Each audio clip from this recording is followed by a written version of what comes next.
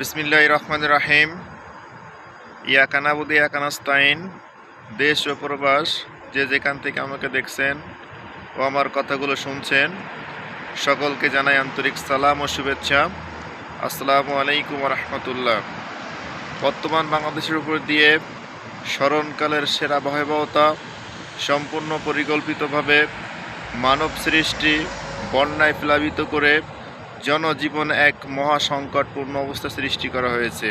আর এই সংকট মোকাবেলা করতে ইতিপূর্বে বাংলাদেশের সকল প্রান্তের মানুষ, সকল ধর্মের মানুষ, সকল বর্ণের মানুষ, সকল গোষ্ঠীর মানুষ, সর্বস্তরের মানুষ একত্রবদ্ধভাবে হাতে হাত রেখে কাঁধে কাঁধ রেখে সেই বিপন্ন মানুষের পাশে গিয়ে দাঁড়াচ্ছে। অলরেডি আমরা দেখতে পাচ্ছি এখনও মানুষ তার সর্বোচ্চভাবে চেষ্টা করছে এই সংকটপূর্ণ মনোভাব থেকে, এই সংকটপূর্ণ জীবনযাপন থেকে মানুষকে উদ্ধার করতে, মানুষের মাঝে পুনরায় এক নতুন ভবিষ্যৎ সৃষ্টি করতে।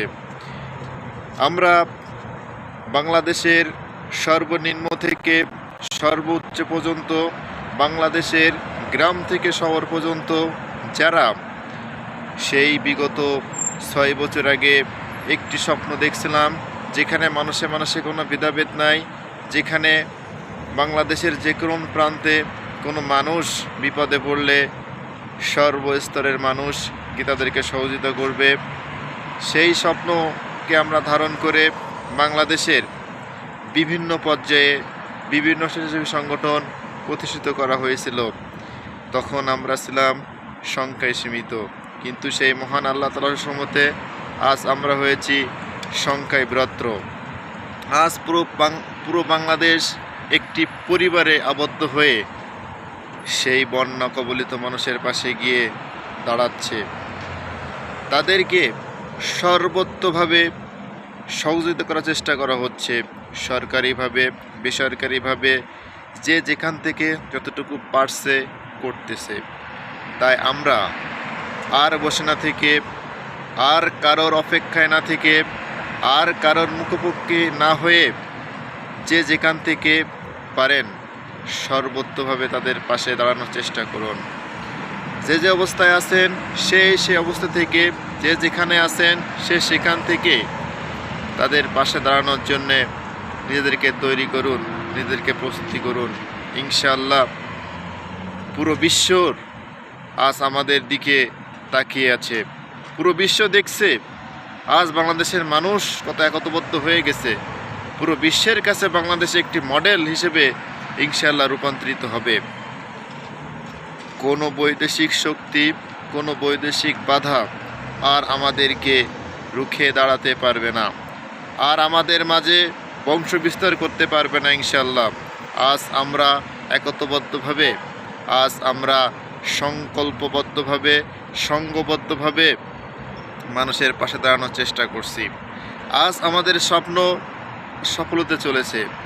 আজ আমাদের স্বপ্ন সফল করতে যারা অক্লান্ত পরিশ্রম করছে, যারা সর্বত্র সহযোগিতা করছে, সবার মন আজ খুবই শান্ত।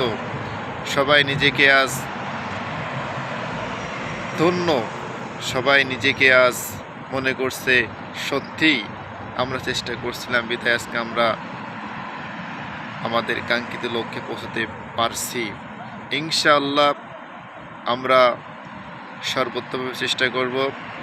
আমি জানি আমার গ্রাম মতিরেশপুর, আর মতিরেশপুর মানুষকে সহযোগিতা করতে, শুধুমাত্র মতিরেশপুর নাই, বাংলাদেশের যে কোনো প্রান্তের মানুষকে সহযোগিতা করতে যে সংগঠন প্রতিষ্ঠিত করছিলাম, যে সংগঠন প্রতিষ্ঠিত করতে অক্লান্ত পরিশ্রম করছিলাম, সেই সংগঠনের ভাইরা আপনারাও বসে না থেকে যাকে বিশ্বাস করেন, যাকে আপনাদের ভালো লাগে, ব্যক্তিগতভাবে